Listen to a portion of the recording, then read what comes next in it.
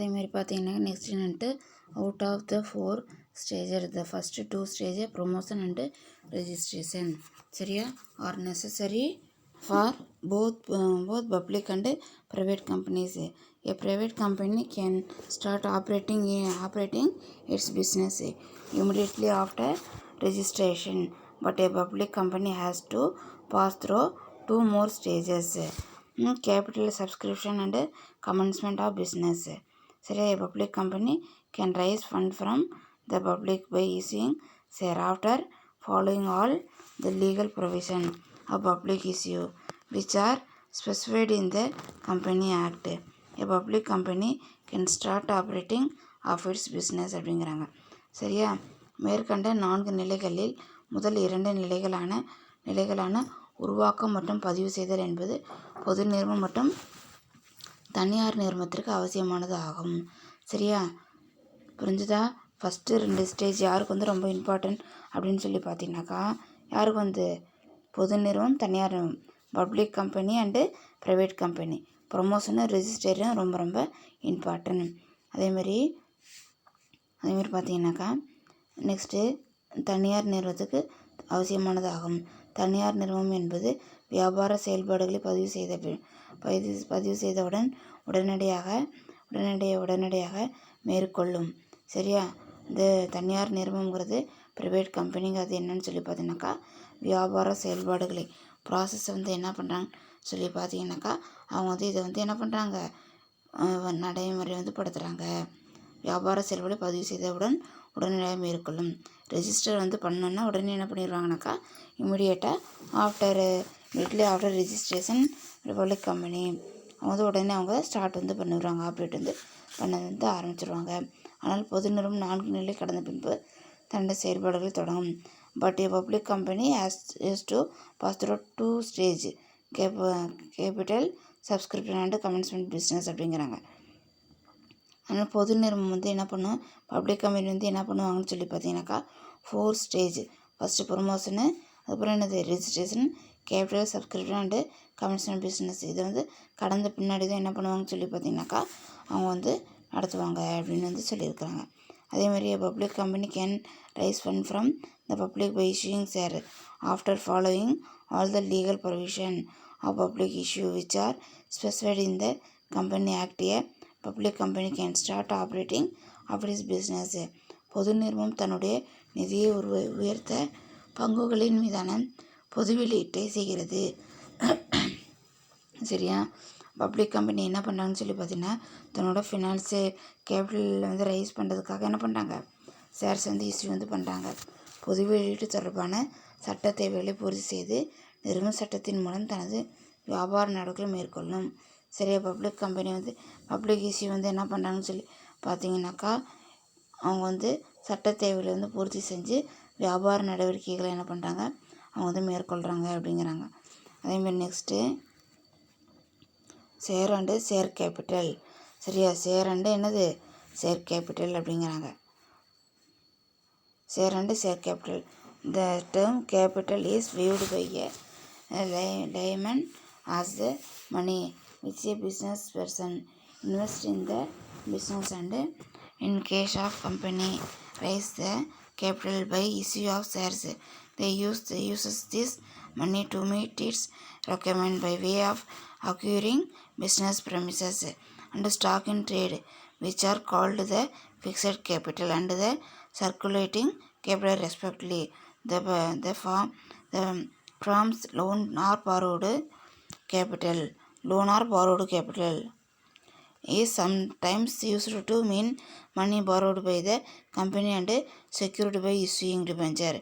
This, however, is not the proper use of the world capital அப்படிங்கிறாங்க சரியா. இதில் என்ன சொல்கிறாங்கன்னு பார்த்தீங்கன்னாக்கா, தனிநபரின் சிந்தனை ஒரு நிறுவனத்தை உருவாக்க வேண்டும் சரியா. இண்டிவிஜுவல் பர்சன் என்ன பண்ணணும்னு சொல்லி பார்த்தீங்கன்னாக்கா, இண்டிவிஜுவல் நபர் என்ன பண்ணணும்னா, தன்னோட சிந்தையில் க்ரியேட்டிவாக என்ன பண்ணணும்னா ஒரு இதை கம்பெனி உருவாக்கணும் என்ற உருவாக்கும் நிலையாகும்.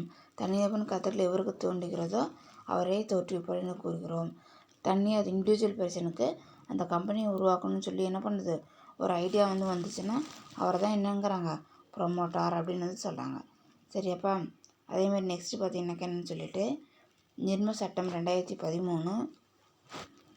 2013 பிரிவு தோற்றுவிப்பாளர் விளக்கம் தருகிறது அப்படிங்கிறாங்க. அதேமாதிரி பார்த்தீங்கன்னாக்கா முதல் என்பதை லேமன் கூறுகையில், ஒரு நபர் தன்னுடைய வியாபாரத்தில் முதலீடு செய்து அதன் மூலம் தன்னோட நிறுவனத்தை வளர்ச்சி அடைய செய்வதே முதல் ஆகும். சரியா.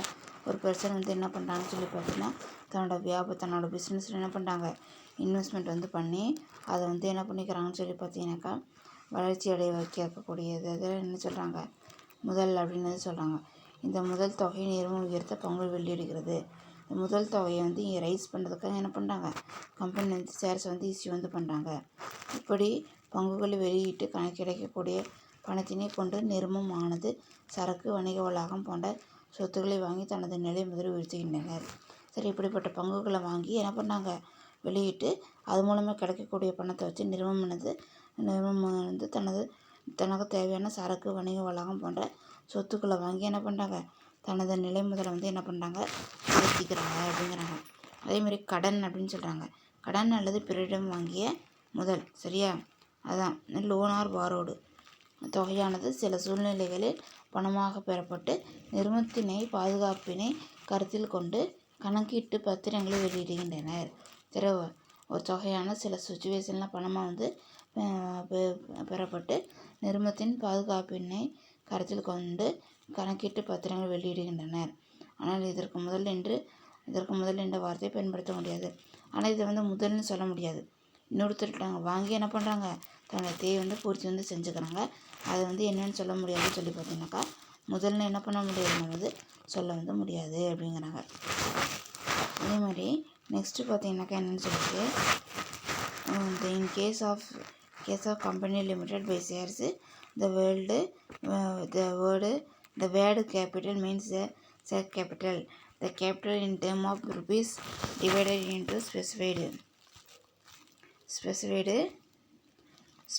number of shares each having fixed rupee value.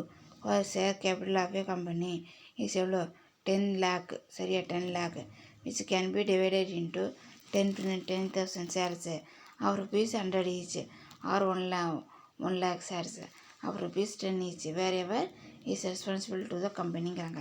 சரியா. ஒரு லிமிடெட் நிறுவனத்தின் பங்குகள் அனைத்தும் பங்கு முதலாக கருதப்படும். சரி, அது வந்து என்னன்னு சொல்கிறாங்கன்னா பங்கு முதல்னு சொல்லி சொல்கிறாங்க.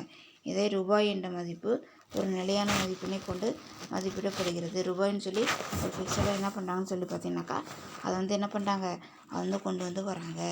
எடுத்துக்காட்டாக ஒரு நிறுவனம் தனது பங்கு முதலை 10 லட்சத்துக்கும் 10,000 வீதம் பார்த்து ஒரு பங்கு 100 என வெளியிடுதல். அது வந்து என்னன்னு சொல்ல 1 லட்சம் அல்லது 1 லட்சம். சரியா. 10,000 × 100ன்னு போட்டால் என்ன பார்க்குறோம், நம்மளுக்கு 10 லட்சம். சரியா. அதேமாதிரி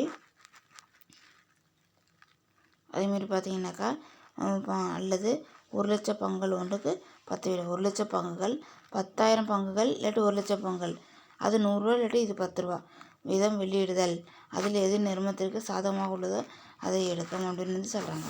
சரி, அதேமாதிரி பார்த்தீங்கன்னா next ஷேர்ஸ்னாக்கா the term shares is viewed by a layman as என்னது, fraction or proportion of total capital of the company which have equal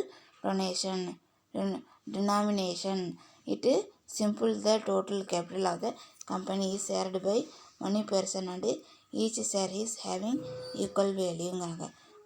பங்கு பற்றி லேமன் கூறுகையில், நிறுவனத்தின் மொத்த பங்கு தொகையில் ஒரு புள்ளி அல்லது ஒரு பகுதியாக கொண்டு சமமாக பிரித்து எடுப்பது ஆகும். சரியா. அதேமாதிரி பார்த்திங்கன்னா ஒரு மொத்த பங்கு தொகையில் ஒரு புள்ளி வந்து ஒரு பகுதியாக என்ன பண்ணுறோம், நம்ம வந்து சமம் வந்து பிரித்து வந்து எடுக்கிறது அப்படிங்கிறாங்க.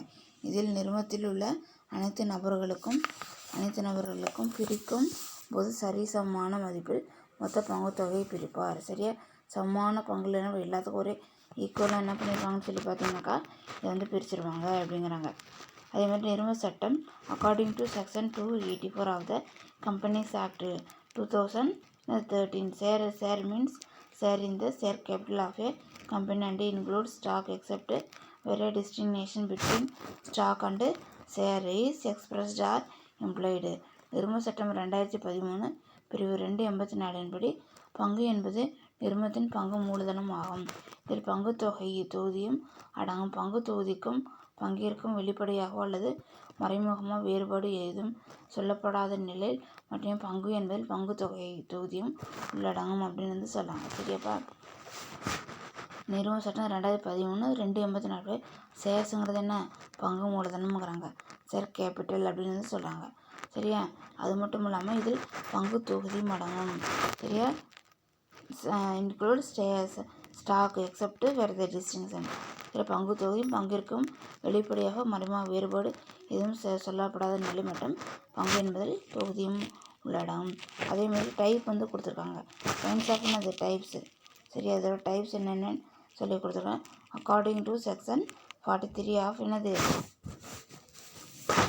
43 of the Act, a company which is limited by shares can be issued two classes of shares. The shares they are equity share capital, அதேமாதிரி என்னதுப்பா with voting rights of, அதேமாதிரி next with differently rate as a dividend, voting or otherwise in accordance with the such rules as may be prescribed. Second preference share capital, சாதாரண பங்கு முதல். இது இருவகைப்படும். Equity shares 2 டைப்பாக பிரிக்கிறாங்க. First என்ன? வாக்களிக்கும் உரிமைகளுடன் கூடிய சாதாரண பங்கு முதல். சரியா? ஓட்டிங் பண்ணக்கூடிய ரைட்ஸு. சரியா? அதேமாதிரி பங்காதாயம் வாக்களித்தல் அல்லது வாக்களித்தல் தொடர்பான மாறுபட்ட உரிமைகளுடன் கூடிய அல்லது இதற்கென குறிப்பிடப்பட்டுள்ள நிபந்தனைகளின்படி அல்லது விதிகளின்படி சரியா வெளியிடப்படும் சாதாரண பங்கு முதல். அதேமாதிரி நெக்ஸ்ட்டு செகண்ட் பார்த்தீங்கன்னாக்கா ப்ரிஃபரன்ஸ் ஷேர்ஸ், முன்னுரிமை பங்கு முதல். சரியா? இதெல்லாம் சேர்ந்து தான் என்னென்னு சொல்லி சொல்கிறாங்க? Shares capital. Shares kinds of shares capital. சரி, அதேமாதிரி மீனிங் ஆஃப் ஈக்விட்டி ஷேர் அது என்னென்னு பார்க்கலாம். Meaning and equity share capital. Meaning of equity share capital, those shares which are not called as preference share are known as equity share, or the share of a company which do not have any preferential right with regard to dividend and repayment of share capital at the time of liquidation of a company. சரியா? என்னன்னு சொல்லி பார்க்கலாம். இதில் நம்மளுக்கு நார்மலாக equity ஷேர்னாக்கா என்னன்னு சொல்லி தெரியும். ஈக்விட்டி ஷேர்னு என்ன? நார்மலாக ப்ரிஃபரன்ஸ் ஷேர்ஸோட ரைட்ஸ் எப்படி இருக்கும்? கம்மியாக இருக்கும். சரியா? இவங்களுக்கு எதுவுமே என்ன? அந்த நிறுவனத்தோட உண்மையான உரிமையாளர்கள். ஈக்விட்டி ஷேர் ஹோல்டர்னால் யாருப்பா? அந்த கம்பெனியோட ட்ரூ ஷேர் ஹோல்டர் தான் என்னன்னு சொல்கிறாங்க? ஈக்விட்டி ஷேர் அப்படின்னு, ஈக்விட்டி ஷேர்ஸ் ஹோல்டர் அப்படின்னு சொல்கிறாங்க.